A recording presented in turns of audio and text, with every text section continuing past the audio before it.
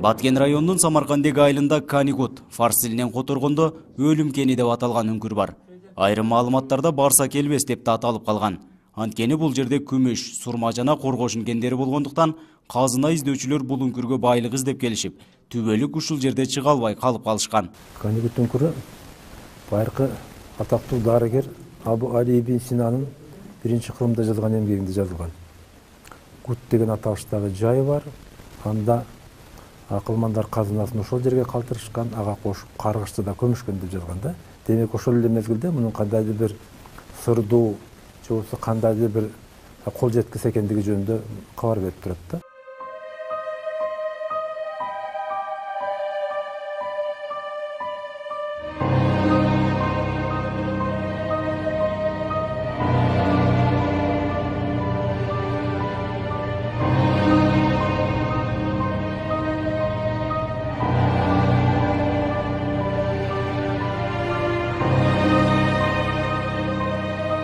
Такталбаган маалыматтар боюнча узундугу 300 чакырымды түзгөн бул үңкүр жөнүндө күмүш шаары деген сөздөр да бар. Байыркы доордо 500 жыл бою кен казылып алынган. Андан соң Кокон хандыгынын мезгилинде жана 1949 жылдан 1955 жылга чейин Совет доорунда да күмүш рудалары алынып, Чымкент шаарында иштетилген экен. 4-кылымдан тартып 9-кылымга чейин тагыраак айтканда 500 жыл бою үзгүлтүксүз иштеген экен. Мындан абдан көп курамдуу рудаларды алып турган. 1 тонна рудадан 300 граммдан 15 килограммга чейин күмүш алып туруп, бул абдан баалуу эксперимент катары бааланган да. Бирок ошол шурфтардан жер астынан суу деңгээли көтөрүлүп кеткендигинен канчалык тарткан менен анын деңгээли азайган эмес дагы Советтер Союзу ушуну токтотуп коюшка аргасыз болгон. Каникут үңкүрү лабиринт сыяктуу казылып, арт тарапка кеткен туннелдер бар.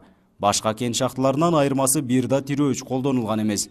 Анткени таштын курамында күмүштүн өлчөмү көп болгондуктан урап кетүү коркунучу жок. Мындан сырткары үңкүрдүн ичи күмүш түстө жылтырап турат.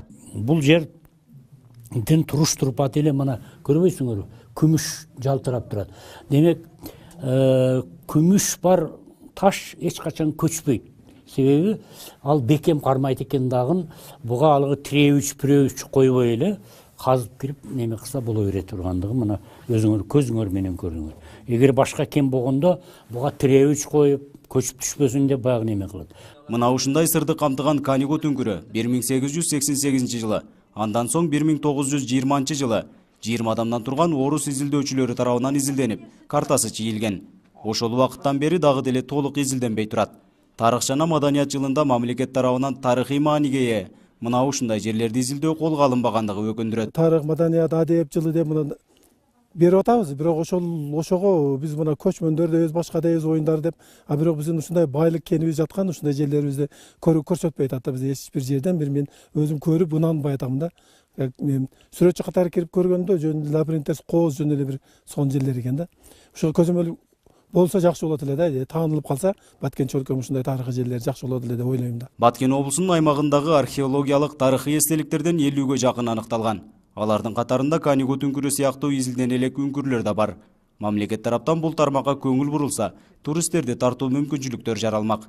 Нургазы Жайнаков, 7 канал, Баткен өкүлчүлүгү.